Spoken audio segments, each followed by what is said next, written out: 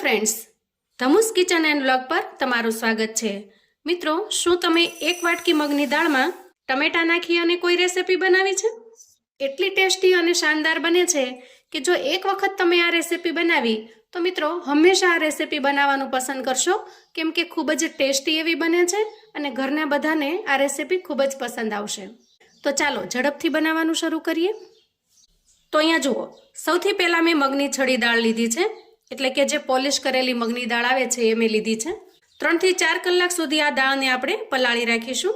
તો અહીંયા જુઓ, દાળને મેં 2 થી 3 વખત સારા પાણીથી ધોઈ લીધી અને પછી 4 કલાક માટે પલાળીને રાખી દીધી હતી। તો અહીંયા તમે જોઈ શકો છો કે દાળ એકદમ સરસ પલળી ગઈ છે। આ રીતે દાણો તોડતા તરત જ તૂટી જાય છે। તો હવે દાળની અંદરથી આ બધું જ પાણી આપણે ફરીથી કાઢી લેશું અને 2 થી 3 વખત ફરી ધોઈ લેશું। દાળને આપણે ધોઈ અને એકદમ ચોખ્ખી કરી લીધી છે। હવે આપણે એક મિક્સર જાર લઈશું અને આ પલાળેલી દાળને એમાં ટ્રાન્સફર કરીશું। તો અહીંયા ધોયા પછી જો થોડું ઘણું પાણી રહ્યું હોય તો એને આપણે જારમાં જવા દેવાનું નથી, બિલકુલ પાણી નાખ્યા વગર જ દાળને આપણે અહીંયા ગ્રાઇન્ડ કરવાની છે।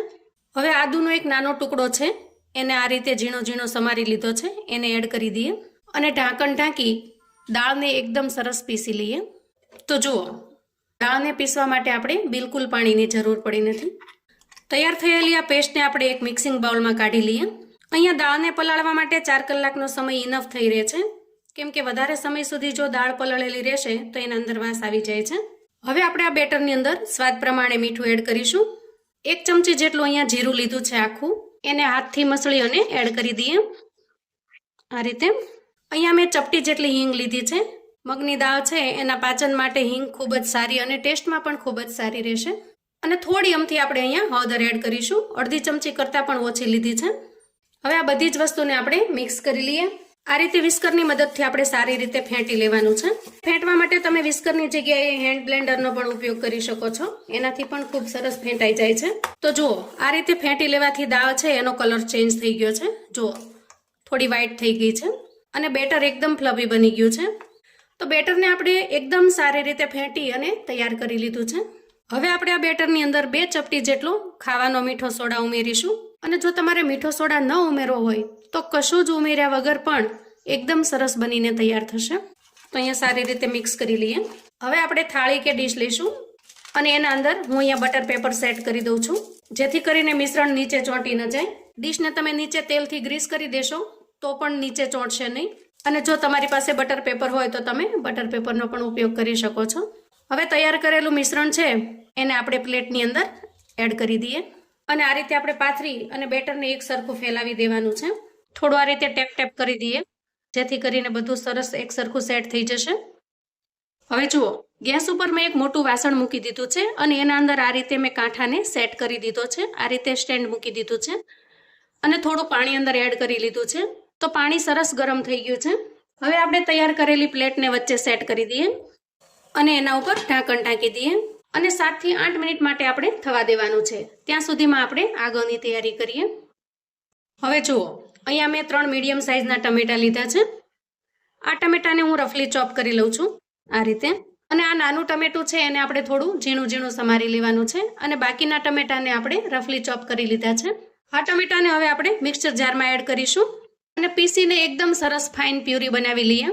જુઓ, એકદમ સરસ પીસાઈ ગયા છે ટમેટા અને પ્યુરી સરસ મજાની તૈયાર થઈ ગઈ છે। બંનેને આપણે એકદમ ઝીણા સમારી લઈએ। તો અહીંયા 7 મિનિટ પછી ચેક કરી લઈએ। તો જુઓ, એકદમ સરસ બનીને તૈયાર થયું છે। અહીંયા ગેસની ફ્લેમને આપણે બંધ કરીશું અને પ્લેટને આપણે ઠંડી થવા દેશું। તો પ્લેટ ઠંડી થાય ત્યાં સુધીમાં આપણે આગળની તૈયારી કરી લઈએ। તો અહીંયા ગેસ ઓન કરી અને મેં કઢાઈ મૂકી દીધી છે અને અંદાજે 2 ચમચા જેટલું મેં તેલ એડ કર્યું છે। તેલ થોડું ગરમ થાય એટલે ઝીણી સમારેલી ડુંગળીને આપણે એડ કરીએ અને સાથે સાથે 1 ચપટી જેટલી હિંગ ઉમેરી દઈએ। તો પચવામાં એકદમ સરળ થઈ જાય એટલા માટે આપણે હિંગ ઉમેરેલી છે। અહીંયા નાનો એક ટુકડો આપણે તમાલપત્રનો ઉમેરીએ અને હવે જુઓ, ડુંગળીનો કલર સહેજ ચેન્જ થાય ત્યારે આપણે ટોમેટો પ્યુરીને એડ કરીશું। ટોમેટો પ્યુરીને એડ કર્યા પછી આપણે આમાં મસાલા કરી લઈએ। તો મસાલામાં સૌથી પહેલાં અહીંયા હું લાલ મરચું એડ કરું છું 1 ચમચી જેટલું। 1 ચમચી જેટલું ધાણા જીરું પાવડર એડ કરીશું, અડધી ચમચી કરતાં ઓછી એટલી અહીંયા હળદર એડ કરીએ અને અડધી ચમચી જેટલું આપણે અહીંયા કાશ્મીરી લાલ મરચું એડ કરીશું। એકદમ સરસ કલર આવશે એનાથી। સ્વાદ પ્રમાણે મીઠું એડ કરીશું। હવે આપણે મસાલાને મિક્સ કરી લઈએ અને ટમેટાનું કાચાપણું દૂર ન થાય ત્યાં સુધી આપણે પ્યુરીને સરસ ચલાવી લઈએ. તો આ રીતે તમે જુઓ પ્યુરીમાંથી તેલ છૂટું પડવા માંડ્યું છે.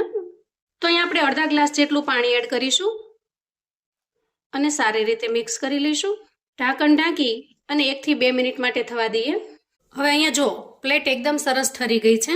તો અહીંયા આપણે બેટરને કાઢી લઈએ અને હવે આપણે બટર પેપર કાઢી લઈએ. એકદમ આસાનીથી ને આરામથી કાઢી શકો છો તમે. તો આ રીતે કરવાથી નીચે ચોંટવાની બિલકુલ બીક રહેતી નથી. અને અહીંયા તમે જોઈ શકો છો એકદમ સરસ જાળી પડી ગઈ છે. હવે આપણે પીસ કરી લઈએ. તો અહીંયા તમને મોટા ફાવે તો મોટા અને નાના ફાવે તો નાના પીસ કરી લેવાના છે. તો અહીંયા મેં એકદમ નાની સાઈઝમાં પીસ કરી લીધા છે. જુઓ એકદમ સરસ જાળીદાર બનીને તૈયાર થાય છે. એકદમ સ્પોન્જી પણ બને છે. એક જ વાટકામાંથી કેટલા બધા બનીને તૈયાર થયા છે. આને તમે એકદમ પ્લેન પણ ખાઈ શકો છો. થોડો રાઈ જીરુંનો વઘાર કરી અને ઉપર એડ કરી દેશો તો એકદમ સરસ ખમણ જેવો ટેસ્ટ આવે છે. તો અહીંયા પ્યુરીને ચેક કરી લઈએ. જુઓ એકદમ સરસ બનીને તૈયાર થઈ છે. તો અહીંયા જો પ્યુરી થોડી ઘાટી બની ગઈ હોય તો થોડું અમથું પાણી એડ કરવાનું અને આપણે જે સમારીને તૈયાર રાખેલા છે એ ટમેટાને એડ કરી દઈએ. અને અહીંયા એડ કરીશું આપણે 1 ચમચી જેટલું મોળું દહીં. એનાથી ખૂબ જ સરસ ટેસ્ટ આવશે અને એકદમ ક્રીમી ટેક્સચર બનશે. તમારી પાસે જો દહીં અવેલેબલ ન હોય તો તમે મોળી મલાઈ પણ ઉમેરી શકો છો. તો દહીં જો ખાટું હોય તો દહીંની જગ્યાએ તમારે મલાઈ જ ઉમેરવી. ખાટું દહીં ઉમેરવાથી વધારે ખટાશ થશે. હવે જુઓ પ્યુરી થોડી ઉકળી જાય એટલે આપણે એમાં પીસ કરેલા છે એ એડ કરી દઈએ. તો અહીંયા તમારે જરૂરિયાત મુજબ પીસ ઉમેરવાના છે. ગ્રેવી ઘાટી કેટલી રાખવી અથવા તો પાતળી કેટલી રાખવી એ પ્રમાણમાં તમારે પીસ ઉમેરવાના છે. તો જુઓ ગ્રેવી થોડી પતલી હશે તો એકદમ સરસ કન્સિસ્ટન્સીમાં રહેશે. હવે આપણે એડ કરીશું થોડી કોથમીર. તો અહીંયા રસો થોડો પતલો છે ત્યાં જ હું ગેસને બંધ કરું છું. કેમ કે આ સબ્જી જેટલો સમય પડી રહેશે ને એટલો સમય આ સબ્જીનો જે રસો છે એ ઘાટો થતો જશે. તો અહીંયા એકદમ સરસ મજાની ટેસ્ટી એવી મગની દાળની સબ્જી તૈયાર છે. તો મિત્રો એકદમ ટેસ્ટી એવું શાક બનીને તૈયાર છે. આ શાકને તમે ભાતની સાથે રોટલી કે ભાખરીની સાથે પીરસી શકો છો. બધાની સાથે એનું કોમ્બિનેશન ખૂબ જ સરસ લાગે છે અને રોટલી કે ભાખરી સાથે એકદમ મજા પડી જાય એવું લાગે છે. તો મિત્રો આ રીતે ક્યારેય જો તમે રેસિપી ન બનાવી હોય તો એક વખત ચોક્કસથી બનાવજો. કેમ કે એટલી ટેસ્ટી અને ગજબની બને છે કે ઘરનાને ખૂબ જ પસંદ આવશે. મારા દીકરાને આ સબ્જી એટલી ભાવે છે કે મહિનામાં 2 થી 3 વખત આ રેસિપી હું બનાવું છું. અને તમે જો બનાવો મિત્રો તો મને ફીડબેક આપજો કે રેસિપી તમને કેવી લાગી છે. અહીંયા થોડી કોથમીરથી આપણે ગાર્નિશિંગ કરી લઈએ. તો મિત્રો છે ને અવનવું જો તમારે કશું નવું બનાવવું છે, નવું ટ્રાય કરવું છે તો આ બનાવીને તમે તૈયાર કરી શકો છો. 100% ગેરંટી છે મિત્રો કે તમને ચોક્કસથી પસંદ આવશે. તો આવું અવનવું જાણવા માટે ચેનલ પર જો તમે નવા છો મિત્રો તો ચેનલને સબસ્ક્રાઈબ કરો. વિડીયો ગમે તો લાઈક અને શેર કરો. તમારા સગા સંબંધી મિત્રોને આપણી આજની આ મગની દાળ અને ટમેટાની રેસિપી ચોક્કસથી મોકલી આપજો, જેથી એ લોકો પણ સરસ રીતે તૈયાર કરી શકે, એન્જોય કરી શકે, એના પરિવારને પીરસી શકે. કોમેન્ટમાં મને ચોક્કસથી જણાવજો મિત્રો કે આજની આ રેસિપી તમને કેવી લાગી છે. તો ફરી મળીએ મિત્રો એક નવી રેસિપી સાથે. ત્યાં સુધી આવજો.